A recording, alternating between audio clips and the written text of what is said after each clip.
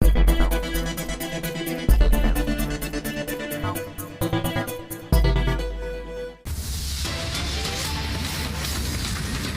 कंपनीची copper cable चोरी करणारी टोळी जेरबंद, तब्बल 6 जणांना अटक. निजामपूर पोलिसांची धडक कारवाई.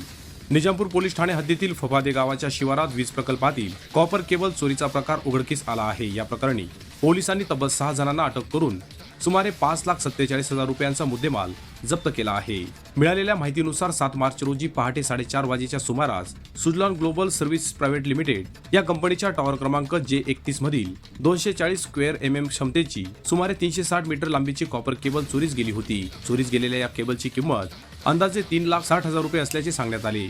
या घटनेप्रकरणी निजामपूर पोलीस ठाण्यात गुन्हा दाखल करण्यात आला होता. तर गुन्ह्याचे गांभीर्य लक्षात घेऊन निजामपूर पोलिसांनी जलद गतीने तपास सुरू केला. गोपनीय माहिती आणि प्रत्यक्षदर्शी साक्षीदारांच्या आधारे पोलिसांनी संशयित आरोपींचा माग काढला. त्यानंतर फैजान रज्जाक खाटीक राहणार जैताने तालुका साक्री, सुखदेव आनंदा कोळी राहणार रनाळे तालुका नंदुरबार, अल्तमश शौकत सय्यद राहणार निजामपूर तालुका साक्री, दीपक पंडित सोनवणे, पावा राजू भिल आणि करण राजू मोरे तिघेही राहणार दुसाणे तालुका साक्री जिल्हा धुळे या 6 संशयित आरोपींना ताब्यात घेऊन अटक करण्यात आली.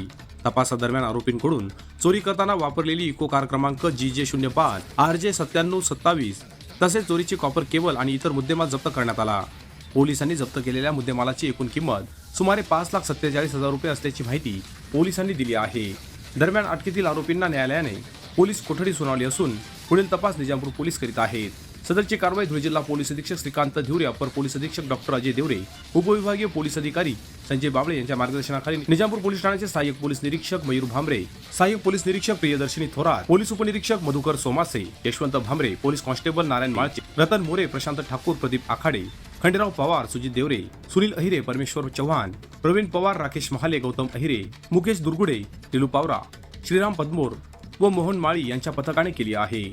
निजामपूर पोलिसांनी केलेल्या या दमदार कामगिरीचे सर्व स्तरातून कौतुक केले जात आहे. Bureau report, express news Marathi, Sakri.